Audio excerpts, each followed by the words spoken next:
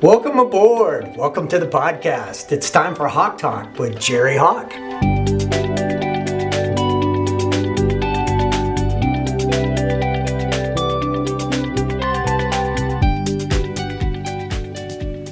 So I've got this process that I have been practicing since the early 80s.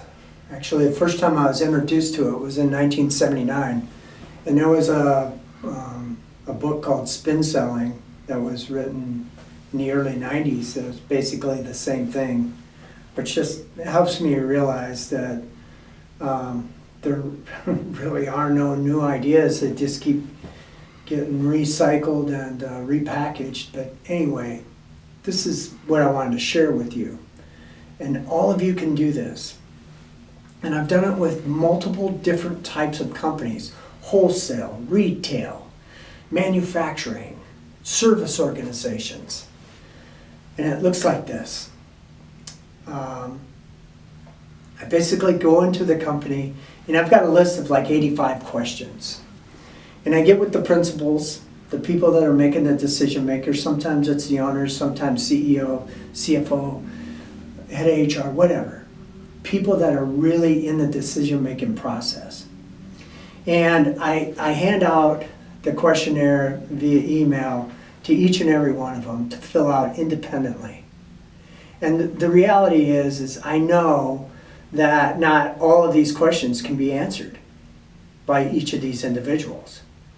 That's the point.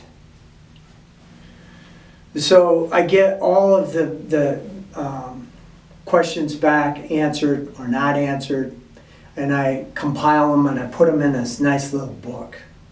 And I bring it back to all of them that are present, sometimes 2, 3, 4, 5, 6 people. And I read it all back to them as if they were in 6th grade. And there's the method to my madness is that once you put something in writing, it takes on a different perspective. That's the point. You're running a company, or you're helping run a company, or you're a part of a company, and you have these perspectives in your mind of what the answer is. So what I do is I take all these questions and I put them down on paper for them to see what it all is. And the biggest takeaway that they have during this hour of them going through the questionnaire is they're not on the same page. None of them. And some of the answers are congruent with each other, and it does resonate with them. And at the end of it, when we're all finished, they got a different bird's eye view of what their company is. It's like they can hover up above it and look at it from different viewpoints of the people that are sitting in the room. They can put themselves in somebody else's chair and actually understand what their eyesight is around these questions. That's very important. I call it the situation analysis.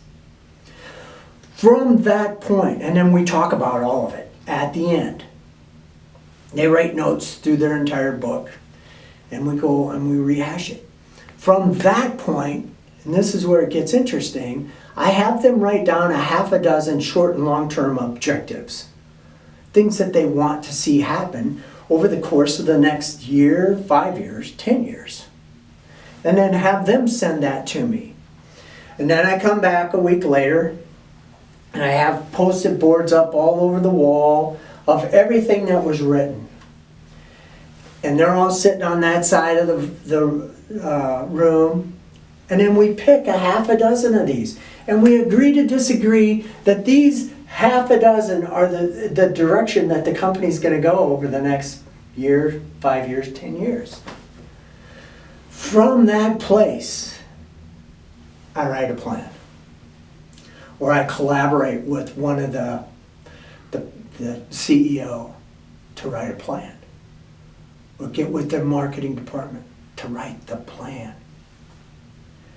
Bring the plan back. And the haggling kind of disappears because the objectives were all agreed upon by the main people running the company. The plan is written and the plan is followed. And here's where it gets interesting, and this is why I got into coaching in the first place, is I was writing these plans, decades ago, and they were good plans, awesome plans. And they were being implemented by idiots, people with no bandwidth to pull off the plan. So, it's fascinating if you're ever on the other end of things, like in an ad agency business or in the media business. Those people get blamed for plans not working, when the reality is the people inside the organization are the ones that are screwing it up in the first place. And that's when good coaching comes in, because we know we've got these people that may need coaching along the way to implement the plan and get the plan up off of the ground. It's really important that you do this process. It's simple, it's easy, it's collaborative, and it creates a vision for everybody to follow. It was interesting, one of the companies I was running, I had a star seller, and he was a pain in the ass. Maverick, had to do everything his way, but there were certain things that I do not agree upon. When you're closing a sale, you have to go through a process. How you get there, I don't care, but basically there are certain things that I want to see so that my client, who that guy happens to be calling on, who he thinks it's his, but it's really mine because it's my company and he's working for me, right? Anyway, I want that client to know that I want to know what their needs and wants are before I sell them anything. Anyway, he would kind of bypass that, go in, get a sale, bring it back, want a pat on his head. And I said to him one day, have you thought about where you're going to work next?